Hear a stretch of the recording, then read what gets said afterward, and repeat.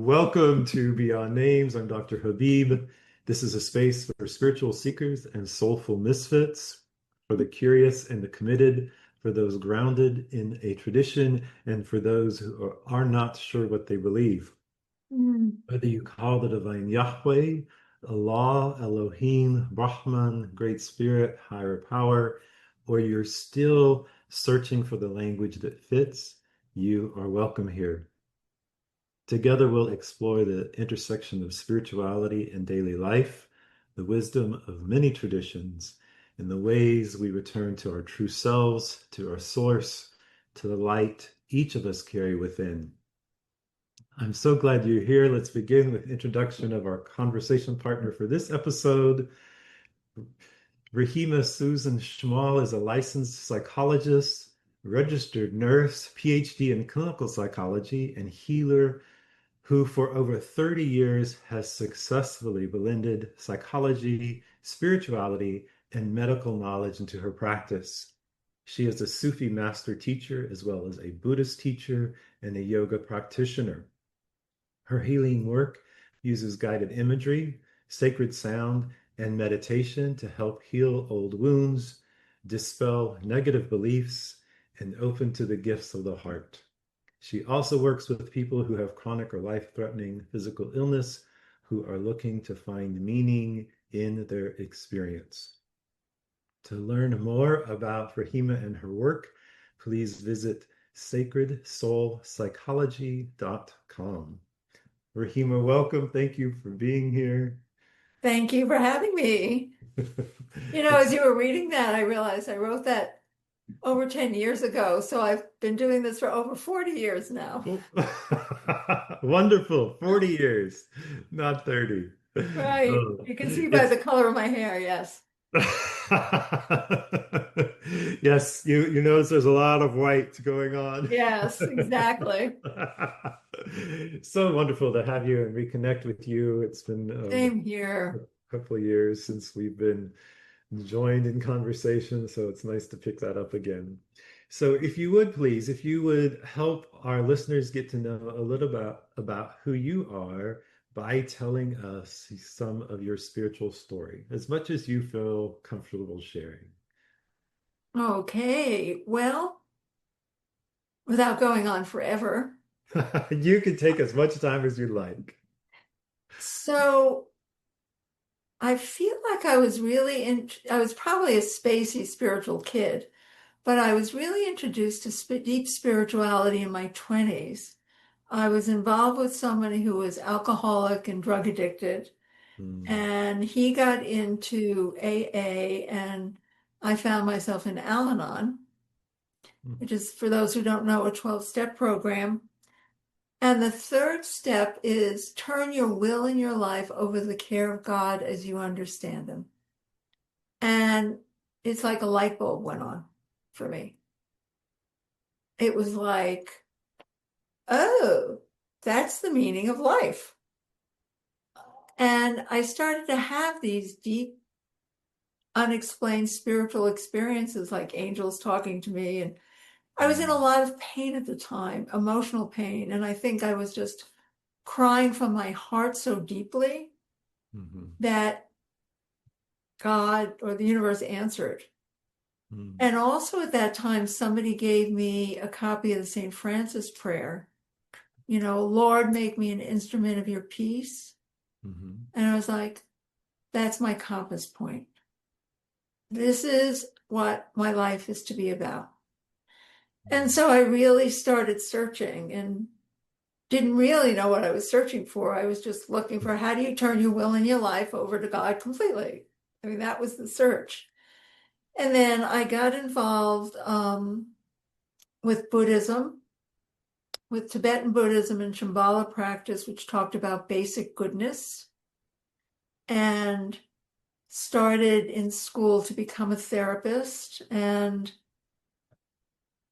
fortunately, the background in terms of my psychology background was as a Buddhist psychologist, and it was based on not looking at people's pathology, but looking at people's basic goodness mm, and connecting to that, and that your heart can connect to that in them, and that's what's going to bring about growth.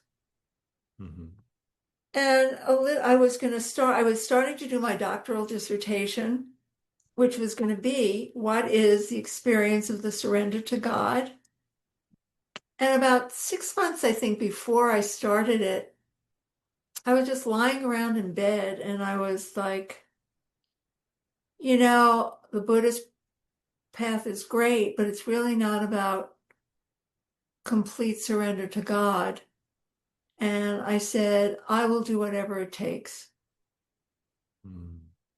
to be my life purpose.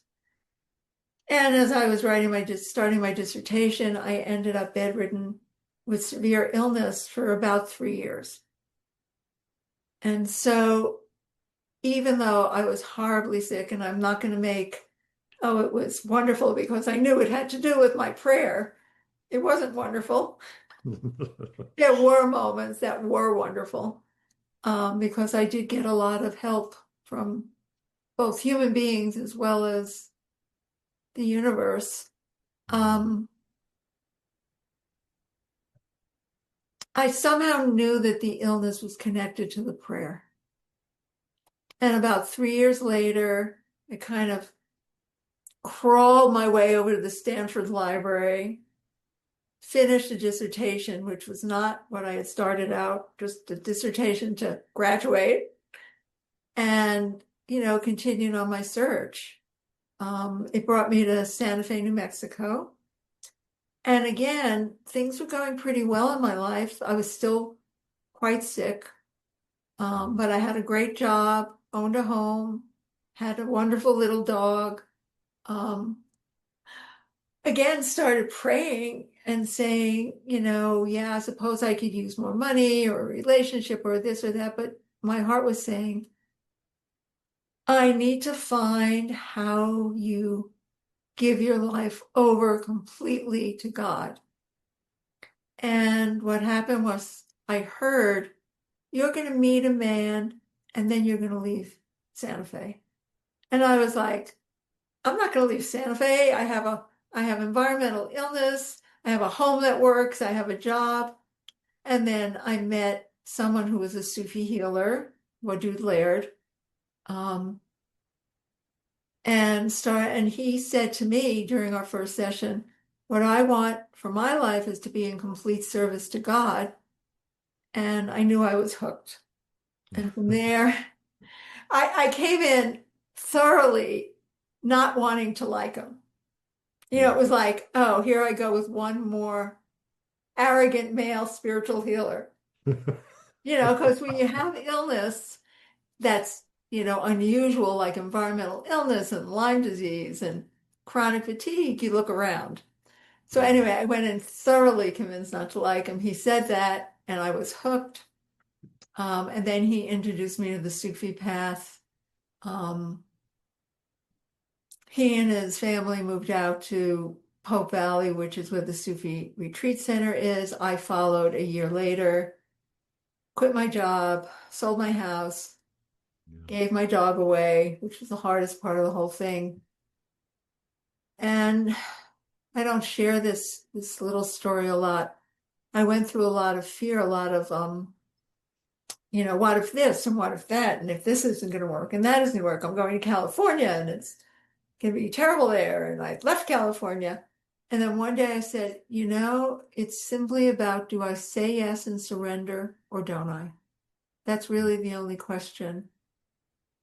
And I heard the words La ilaha illallah, Muhammadan Rasulullah, come out of every rock, every tree, every piece of furniture around me. Wow. And I know, and it was like, okay, this is right.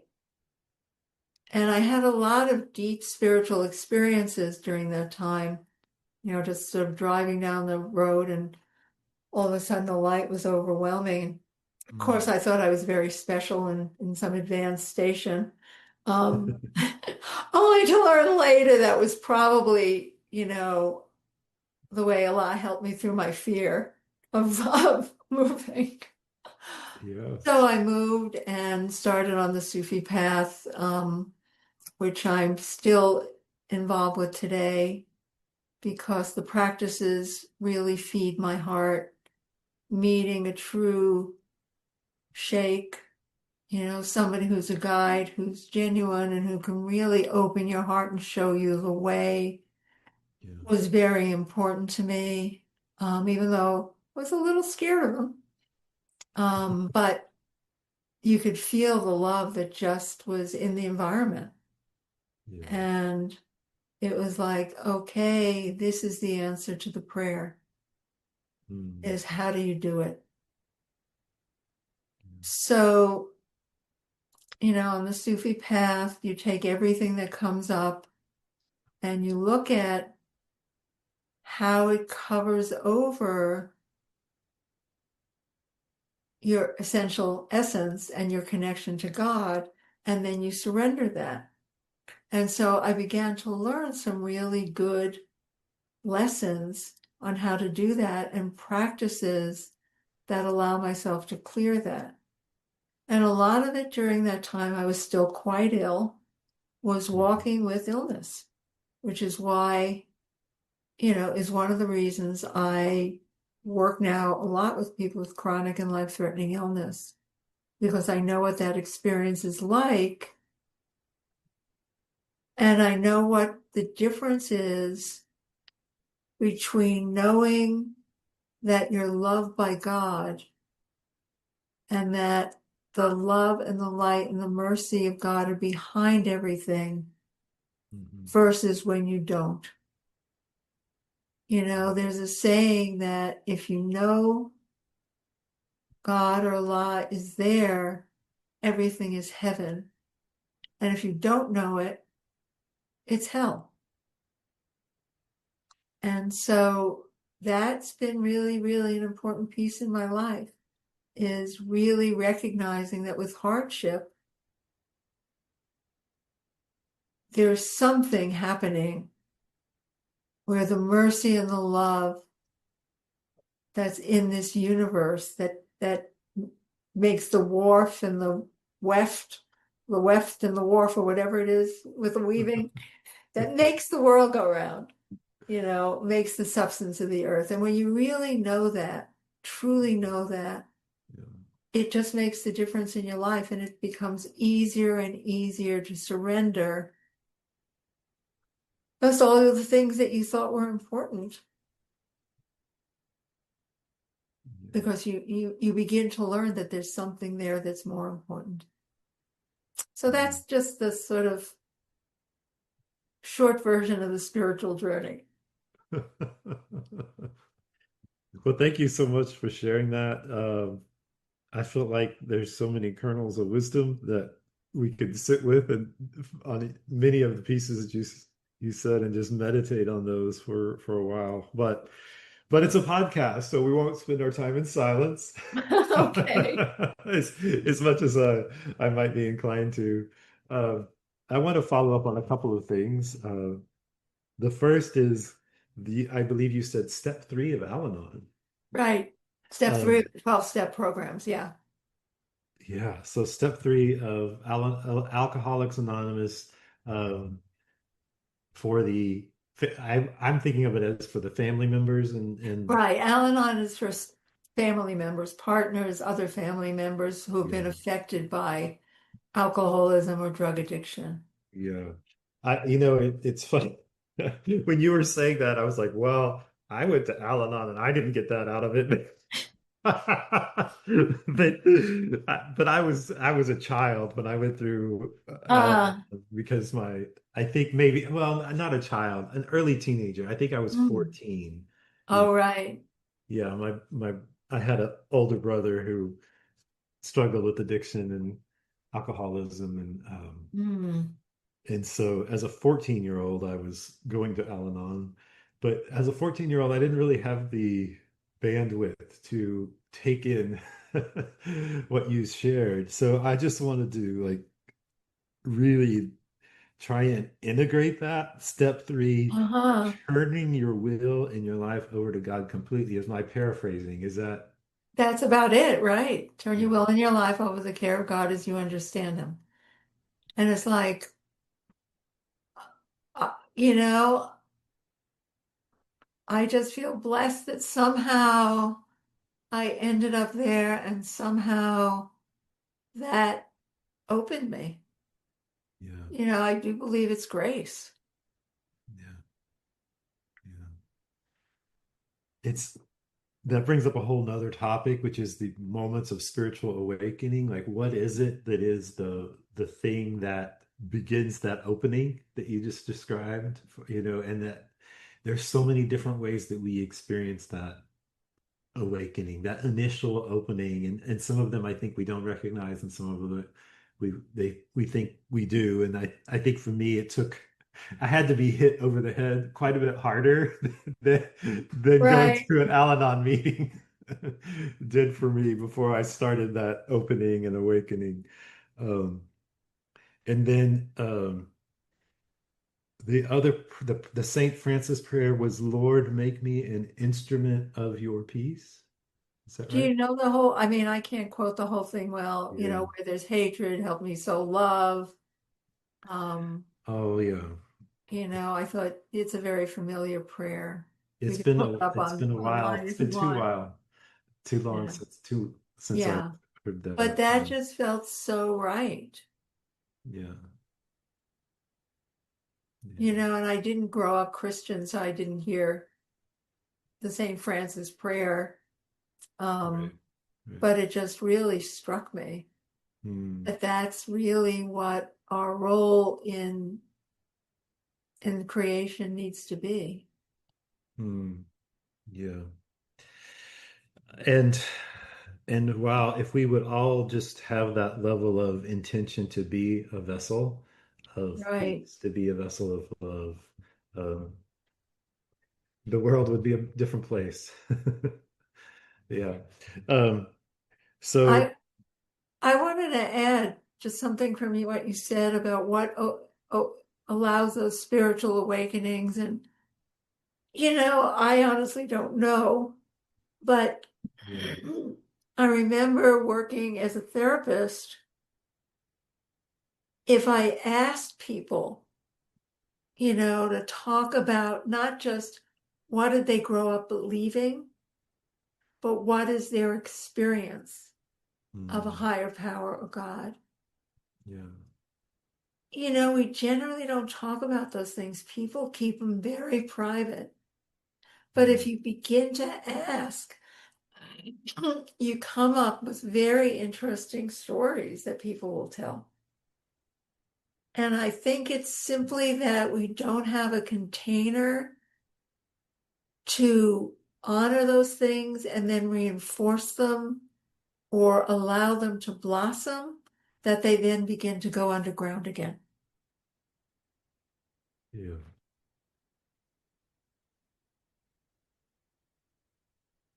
I think that's especially true with children, who are so open and, they might have experience of angels helping them. Hmm. Um, I was just remembering a story that I read after that big earthquake in Turkey. Hmm.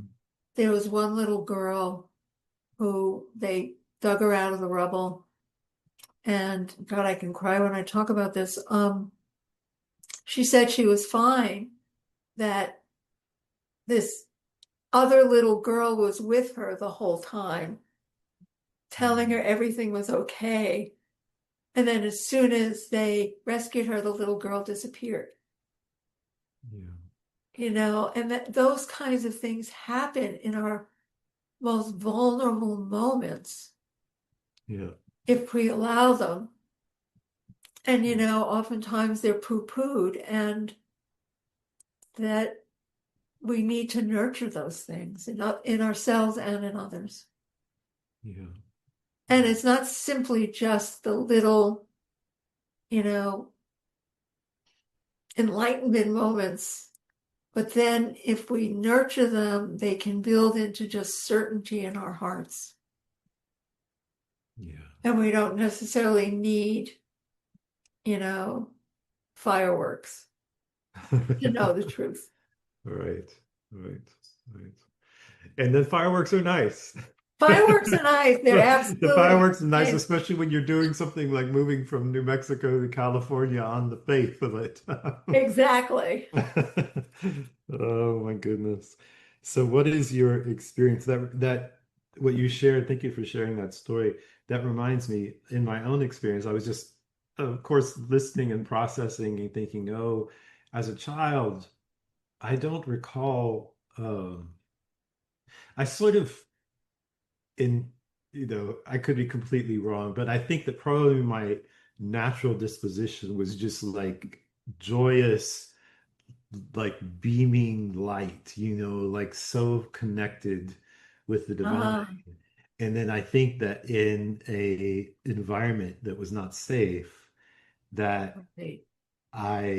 that just got squished and more down and squished down and squished down and squished down until I was completely afraid to be in any way authentic, really, um, because it wasn't acceptable and there wasn't a safe place. Right. Um, and yet, when I think about, well, how did I experience the divine in that, I remember that there was a horse. And I swear, and I see this, I'm gonna cry thinking about Right. that God put an angelic presence in that horse for me. I believe That that. horse was a place where I had unconditional love. That with that horse was a place I had safety, where I had Right. protection, like, and that horse was not trained well for other people. She was difficult, and for me, she was an angel. I kid you not. Like let me climb all over her, facilitated. She would like open, because I was a little kid. I couldn't like reach over and open a gate or latch a gate or whatever. And she would like open it with her nose, push it open, and then she would push it back. And I mean, like how that horse was for me versus how she was for everyone else was completely night and day. Right. It was, I firmly believe that God put an angelic presence in that horse for me. Oh, I absolutely believe that could be true. Absolutely. Yeah, yeah. Oh, thank you for reminding me of that. Oh, good. That's great to hear. Um, yeah. So I'll just read the first stanza of the prayer of St. Francis, um, Okay. to circle back to that. Lord, make me an instrument of your peace. Where there is hatred, let me sow love. Where there is injury, pardon. Where there is doubt, faith. Where there is despair, hope. Where there is darkness, light. Where there is sadness, joy. So, amen. And I don't Yeah. always live up to it, but it's still there as the compass point. Yes. Well, we're human, right? Yeah, yeah, there we are. So one of the things I want to also follow up on is, you said you made an internal commitment, if I heard you correctly. I will do whatever it takes. Like Right. you made this promise to completely surrender to God. And I can't help but think of all of the people that I know, both those on a spiritual path and not on a spiritual path, who are reactive to the word surrender, Yeah. and who have such a hard time with the idea of that, turning your will, to go back to step three, turning your will in life over completely to the care of God as you understand Him. Like, there's a lot of people that their response to that is not, no way, Right. No no way. way, Jose. Right, We'll go with exactly. that. Well, but if we think about it, we're surrendering to something all the time. Yeah. It might be alcohol. People are surrendering to. They're letting it control their lives. It might be anger that they're surrendering to. It might be a particular belief system which they're holding on to as if it's God. And that's the thing with the Sufi path is you get subtler and subtler in looking at the things that we actually do surrender to. And often I'll say, people who say, no way, um, I'll also say, well, what's your picture of what God is? And usually their picture of what God is not who I'm surrendering to. This man in the sky with a long beard and lightning bolts who's going to come down on you if you say the wrong word. Yeah. So I think it's unpacking that for people, as well as the recognition that we hold beliefs very dearly that we're actually surrendering to.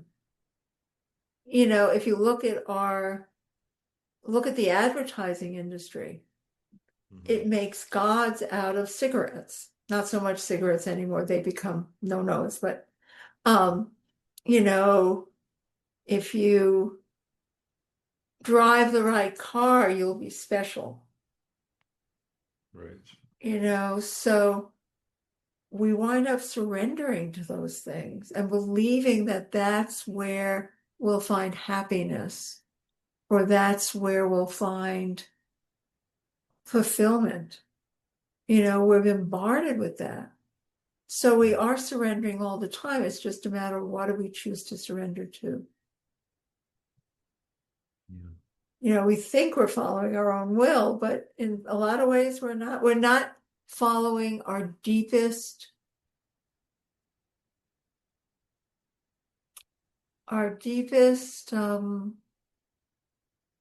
pure nature.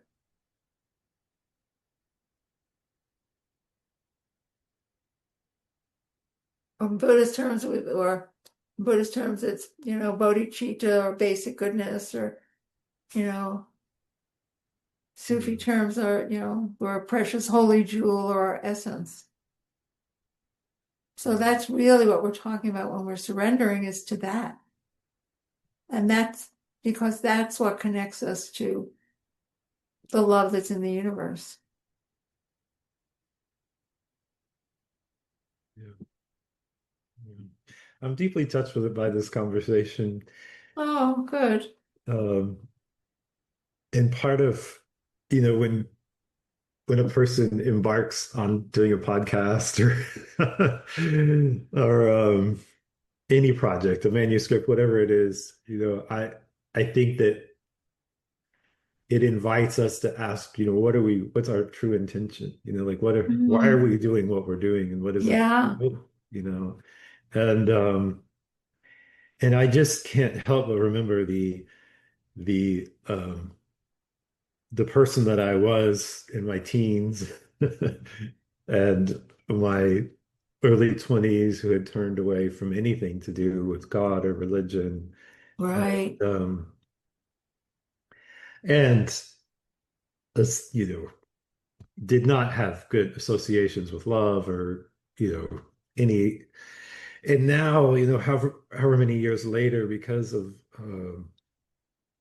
I would say, the generosity of the divine grace, the divine Yeah. generosity, like it's almost as if faith snuck up on me until I was like, oh, wait a minute. Like, I've become a person of faith. When did that happen?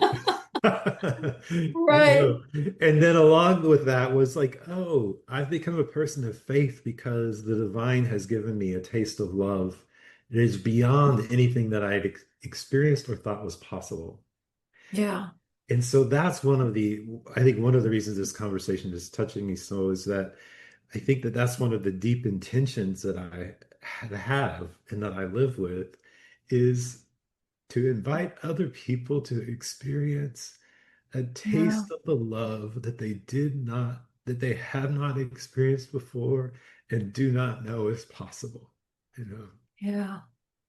No, I think what you're trying to do is so, so important because there are so many people who there's some kind of longing in their heart and they don't even know what it is. And Yeah, it's really for that. yeah, yeah. It's to return to that essence. Yeah, Yeah. right. And to in that returning that returning in Sufi terms, it requires the tasting. It requires the tasting love and the tasting light. So Right. yeah. So to make a connection between the tasting, Okay. and I'm going to circle back. I know I keep circling back, but I feel like this is just such a Circles central, are good. such a central issue. It, Yeah. I want to make the connection between tasting and surrender. So Ah, do I, and I'm going to paraphrase here, but this is what I heard you say, something along the lines of, the question is ultimately, do I say yes to surrendering completely or do I not? yeah. Yeah. And yet, it's important. Like, I don't think it's possible for our ego selves to do that surrender if we haven't tasted the love. Absolutely. And, our person who we both study with, CD, says you can't eat the apple in one bite. Yeah.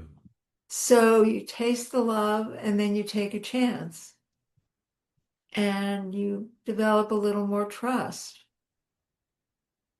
And then hardship comes and you can either be miserable with it or surrender and then you taste a little more love and Yeah. then it grows into faith and trust. I want to hear you say that one more time. Oh, I don't know if I can. But basically you were saying it's a process. It's a It process is of tasting the love, and then hardship comes, surrendering, and that building trust and faith, and then right. tasting. It's a process. It's a little like kicking the tires a little.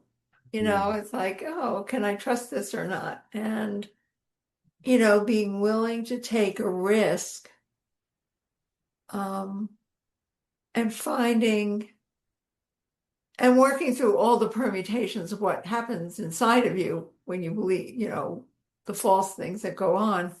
And Right. then you taste the love, and then you're willing to go a little further and go a little further. And then your heart just grows. Yeah. Thank you for that recap. And I'm going to ask if you have some suggestions for Ah, helping people taste the love and suggestions for, well, I'll tell you, and then we can do them one at a time, but suggestions for helping people taste the love, suggestions for people surrendering in the moment of hardship. boy. Um, let's start with the tasting the love in the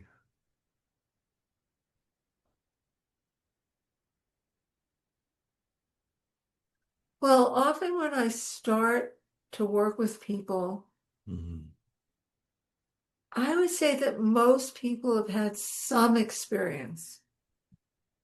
It might have been you with your horse. Oftentimes, if I'm working with parents, I'll say, when you held your firstborn child, mm, I'm asking them to find an experience of awe or an experience where they know there's something greater and more beautiful around. So I'll ask them, what was it like when you held your firstborn child? Oftentimes it's for people with nature, standing at the ocean and just looking out at the sunset and feeling the waves. So helping people connect into an experience that they've had, even if it was for a brief moment, Mhm. where they knew there was something more out there, and that what was out there, which is also actually inside, it's not like it's all out there and not inside, Right. could nourish. Mm. And I'd say not everyone, but most people have had some experience of that. And so then reconnecting them to their bodily experience of that, not just an idea, Yeah. but their actual experience of that in their heart is a good starting place. Mm. Yeah. Yeah. Thank you. And then the next one, suggestions for With, people surrendering in the moment of hardship, in the experience of hardship. Yeah. boy, that's a tough one. I know for me, my deepest surrenders have come when I'm totally miserable and there's nowhere else to go. Um, though it does become easier the more you do it, I have to say. You don't have to quite go down that low. Um, Let me just sit with that a second. Of course.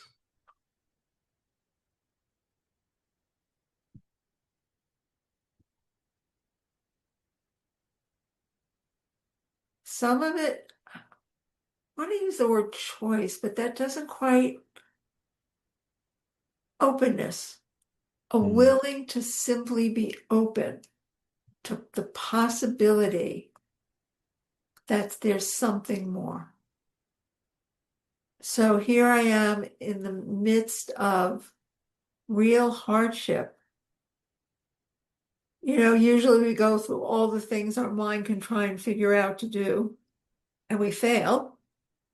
If we succeed, then we get out of the hardship, but if we're failing, then the suggestion of let's see about opening to something deeper, it goes back to the difference between trying to figure something out with your mind, which is somewhat limited, versus learning how to be with your heart, which opens up to unlimited possibility.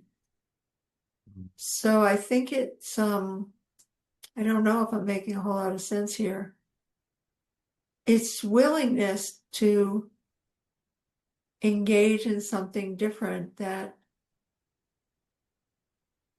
because everything you know isn't working. Yeah.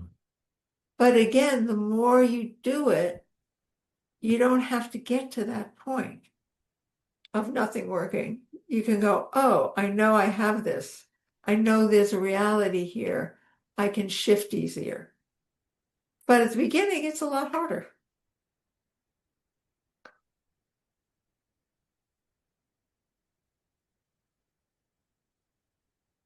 I want to make a connection and then share what I've been doing lately.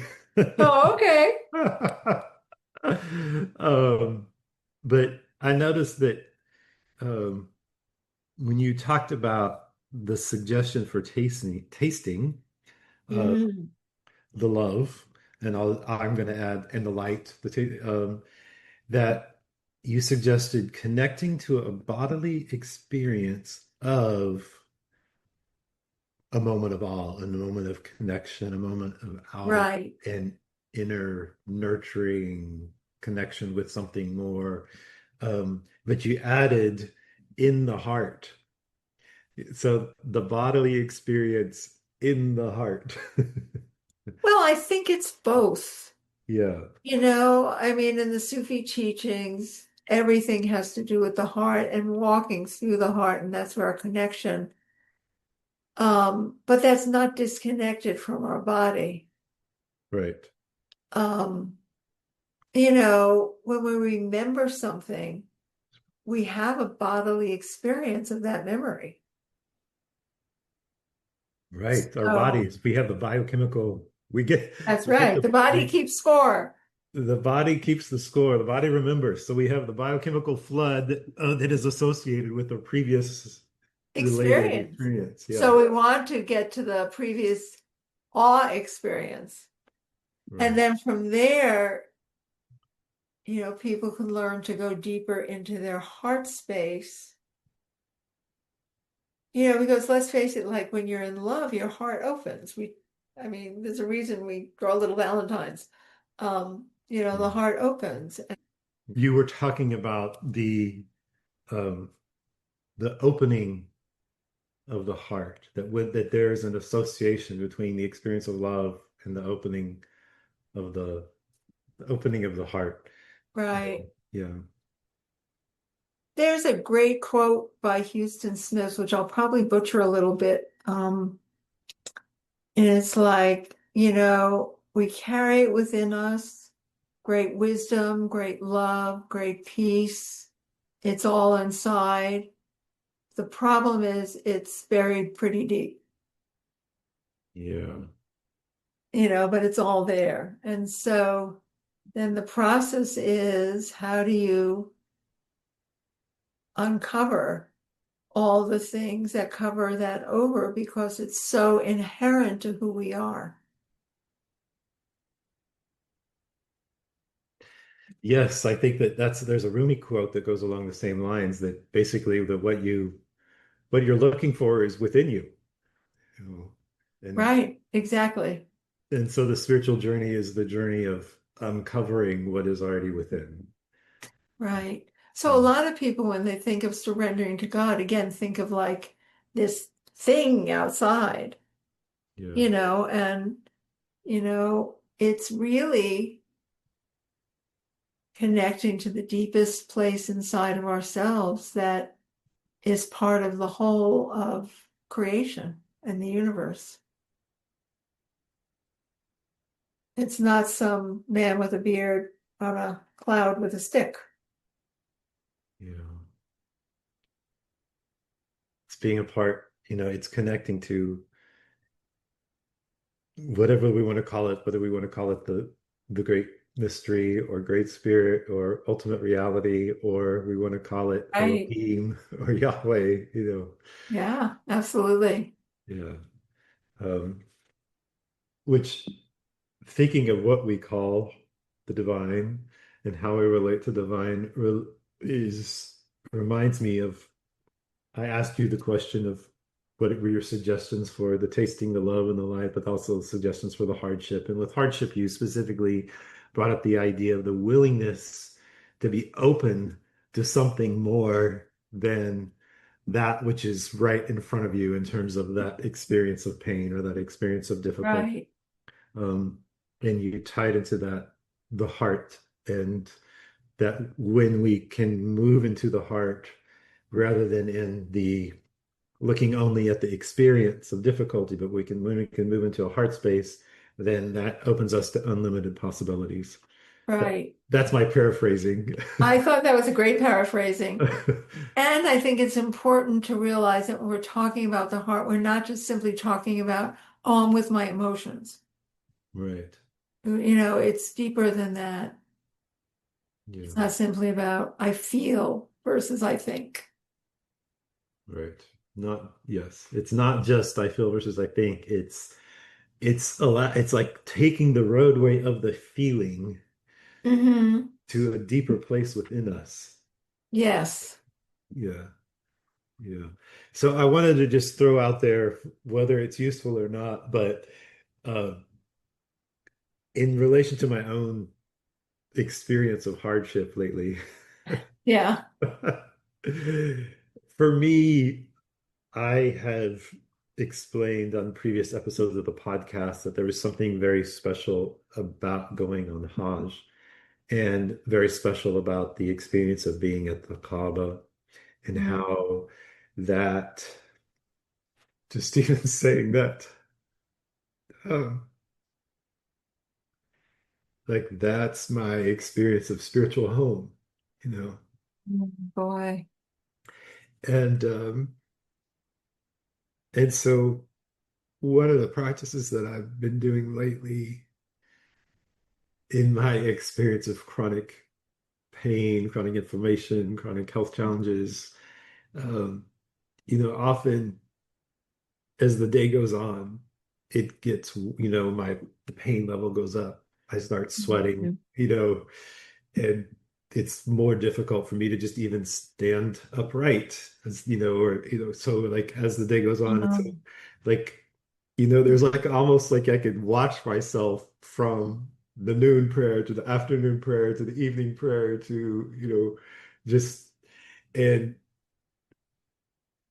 my difficulty with being with my physical state and not being taken out by my experience of physical difficulty or hardship or mhm. challenge, whatever word you want to use. And so one of the things that I've just been practicing most recently is whatever I'm doing in that moment, whether it's remembering the unifying name of God, Allah, or whether it's remembering a divine name, uh, Mhm. or if it's actual the ritual prayer, whatever the practice is. But it's like I visualize two things, and the first is placing myself in prostration at the Kaaba. Mm. So Oh, putting wow. my inviting my heart to the image of Yeah. being in my spiritual home. Mm. Um, Right. so part one is to practice with the visualization of being in prostration at the Kaaba.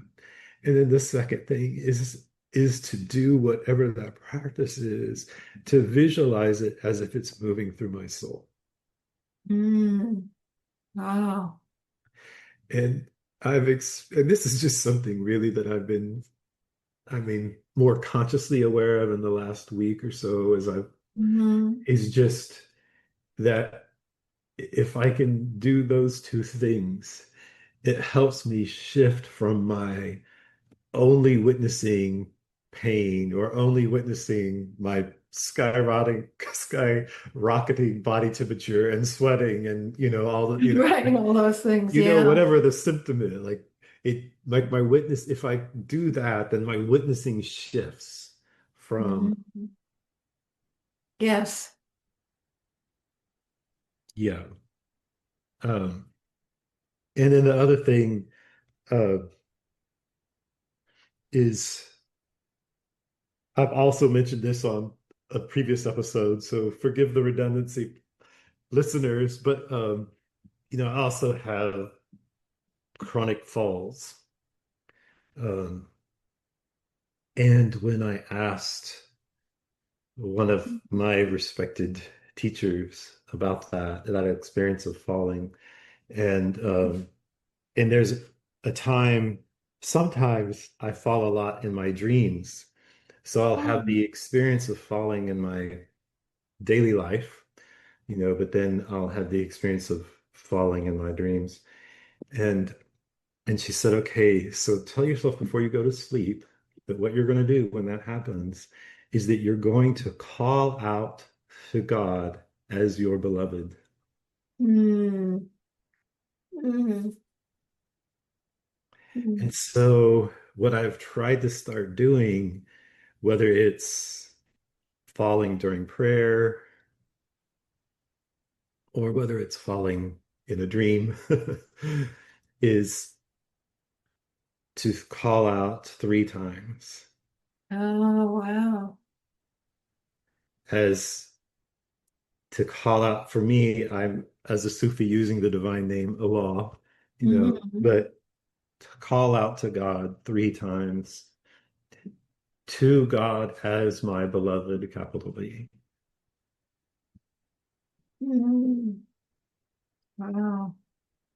So I'm just making the connection with what you shared in terms of your suggestion around hardship and the willingness to open to a different experience. And if we can move from the witnessing of the hardship to a heart space, and the heart space opening unlimited possibilities, Our life is different. the possibility of intimacy with the divine Yes. in the experience of hardship. Yes. Thank you for sharing that. And I think that that's what you were speaking to throughout. Well, when you talked about the move from New Mexico to California, when you like, yeah, all throughout your story, it's that. Right. That's it. Yeah, exactly. And if we really know that what life is about is greater and greater intimacy with the divine, it sort of puts everything else in a different perspective. Yeah. It just does. And it's not always easy.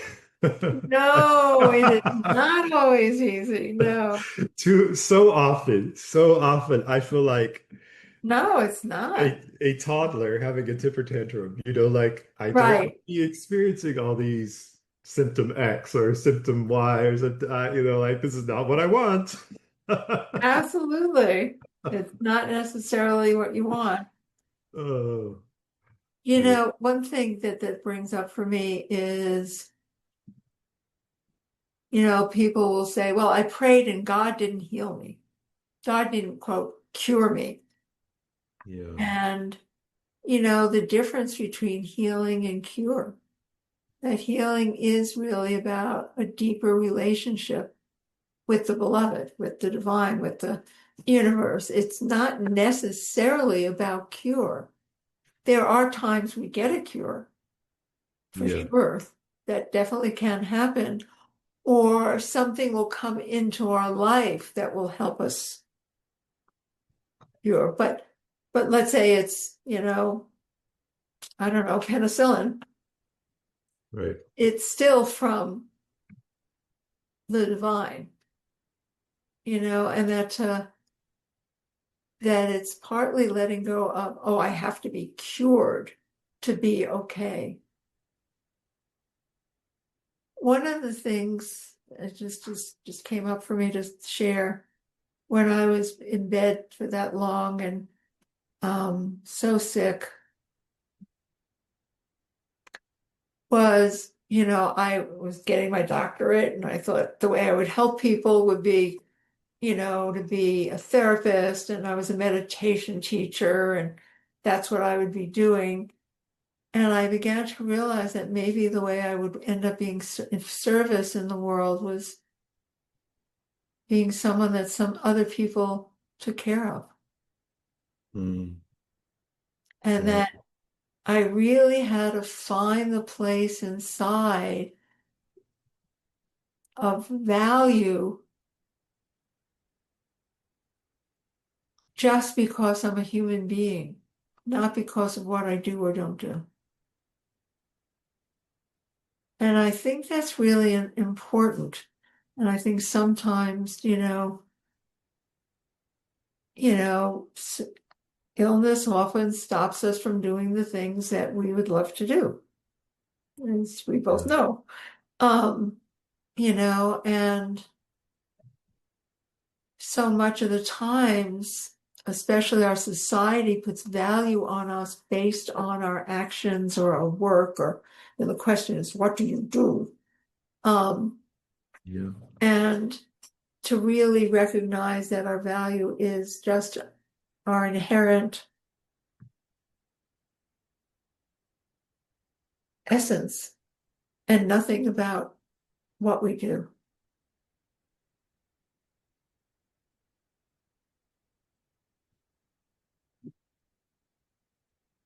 It's not always easy to hold on to that, but there's something about, oh, right, that's the truth that that can be very important. I've just in the last week or two, it's been especially on my mind that when I was in high school, I ran track and cross country. And when I was in college, I was on the rowing team, so in my 20s, in my teens and in my 20s, I was very fit. Probably even on some level. I mean, I started having chronic inflammation and chronic pain issues when I was still in college, so at a very, Uh-huh. very, very early age. So I started having problems, but at the same time, I was still able to maintain a level of fitness for quite a while. And I've realized, I don't know why it took me so t long to like face this part of myself, but there was a lot of my identity caught up in being fit. I'm sure. Um, because I used to be able to run, you know, 3 miles, 7 miles at the drop of a hat, and it was no big deal. I used to be able to do push-ups sit-ups. I could do sit-ups for hours. Like when I was in college and on the rowing team, my roommates would watch TV and I would just sit there and just do push-ups. I mean, sit-ups, and, just like, you know, I- and now my reality is that often I'm not well enough to go for a walk. Yeah, yeah. And that has been really hard. It's very hard. Absolutely. There's a lot of grief with that, the losses. So it's so perfect that you are sharing this because it's something that I've been grappling with, but just even in the last couple of weeks around, yeah, my value as a human being is not tied to my level of fitness or my Right, level of attractiveness or my level of, you know, any of all that our ego selves love to attach in terms of our identity. right, It's right, I just have to repeat value just because I'm a human being. Um, right. the And that, idea that service, you mentioned service, the idea of your role might be as being a person that others care for. right, it offers them the opportunity to give. Yeah, We forget that that's actually very valuable. And what you just said goes back to what we started with about surrender. You yeah, know, when we're young, particularly and our bodies are fit, we surrender to health and fitness. And, if you look at all the gyms around and all the advertising about, yeah. getting good abs and, Right. it's like,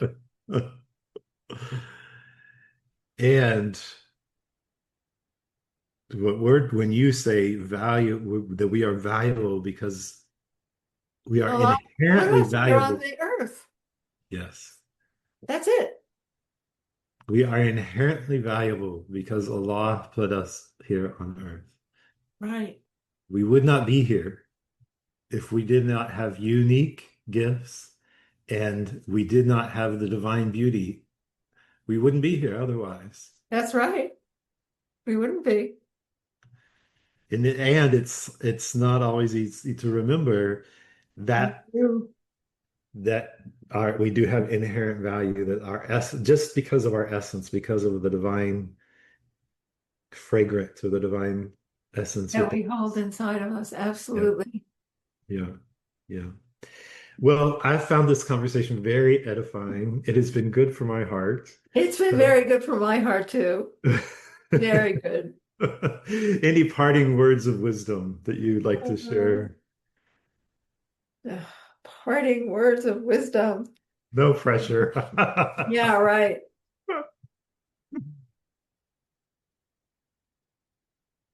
We've all been hurt. Yeah, You know, you started talking about, people having spiritual or religious pain hurts. We've all been hurt. And to not let that stop you, us, from really paying attention to the deep longing of the heart. yeah. Don't stop at the outside. So Don't stop thank with the you. outside. Pay attention to the deep longing of your hearts. Right, exactly. Thank you again, Rahima, for Thank you. This the was really good for me. So thank you very much. yeah, yeah. And to all Listeners for Beyond Names, thank you for joining us. Before we go, briefly just take one breath. Take a breath and pause for just a moment to reflect on anything that might stay with you from this conversation with Rahima.